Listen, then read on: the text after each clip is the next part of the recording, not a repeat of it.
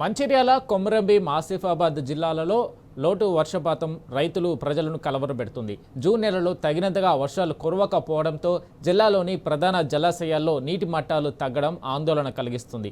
పరిస్థితులు ఇలాగే కొనసాగితే రాబోయే రోజుల్లో తాగునీరు, సాగునీటికి సమస్యలు ఉత్పన్నమయ్యే అవకాశాలు ఉన్నాయన్న ఆందోళనలు వ్యక్తమవుతున్నాయి.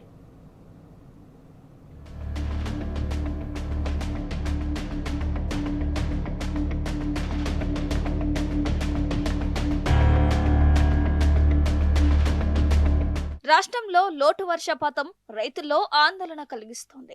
జూన్ నెల ప్రారంభంలోనే నైరుతి రుతుపవనాల రాక మొదలైంది అన్న ప్రచారం సాగటంతో ఈ ఏడు భారీ వర్షాలు కురుస్తాయని ప్రజలు సంబరపడ్డారు. అక్కడక్కడ చిరుజల్లులతో కూడిన వానలు కురవడంతో రైతులు పంటల సాగుకు సిద్ధమయ్యారు.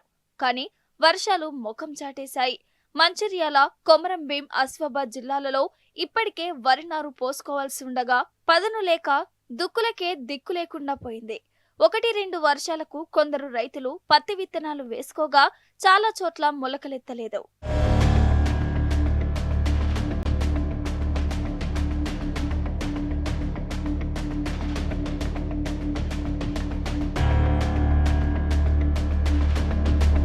మంచిర్యాల జిల్లాలోని హాజీపూర్ మండలం గుడిపేట వద్ద ఎల్లంపల్లి నీటి మట్టం భారీగా తగ్గటం ఆందోళన కలిగిస్తోంది. ఎల్లంపల్లి ప్రాజెక్టు పూర్తిస్థాయి నీటి మట్టం 148 మీటర్లు కాగా ప్రస్తుతం 142.19 మీటర్లుగా ఉంది. పూర్తిస్థాయి నీటి నిల్వ సామర్థ్యం 20.1754 టీఎంసీలుగా కాగా ప్రస్తుతం కేవలం 7.7103 టీఎంసీలుగా ఉంది.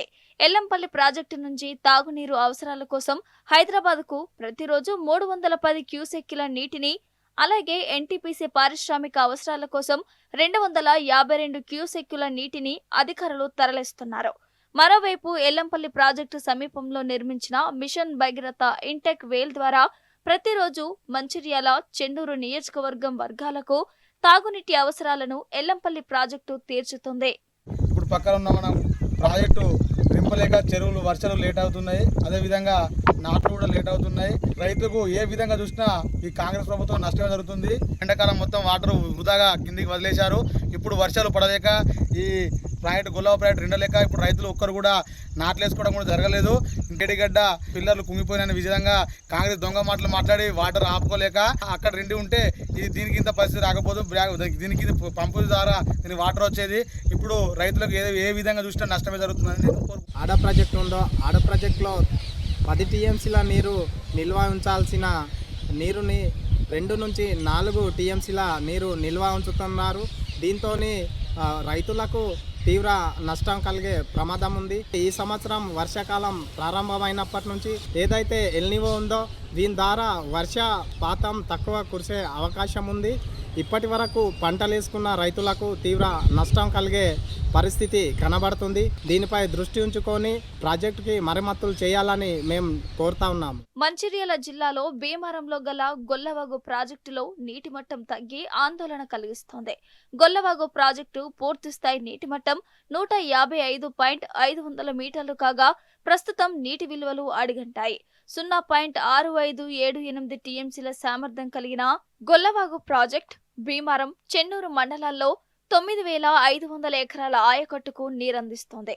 కానీ వర్షాలు లేక ప్రాజెక్టు అడుగంటిపోవడంతో ఆయకట్టు రైతులు ఆందోళన వ్యక్తం చేస్తున్నారు.